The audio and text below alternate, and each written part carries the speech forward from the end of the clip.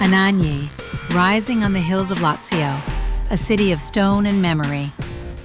From above, its medieval walls and towers draw the outline of a place where history and faith walk together. At the heart of the city stands the Cathedral of Santa Maria, a masterpiece of Romanesque art.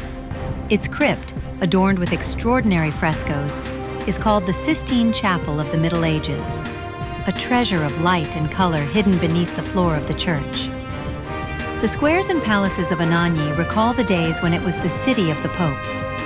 Here resided 4 pontiffs, and here history was made, between councils, excommunications, and struggles for power.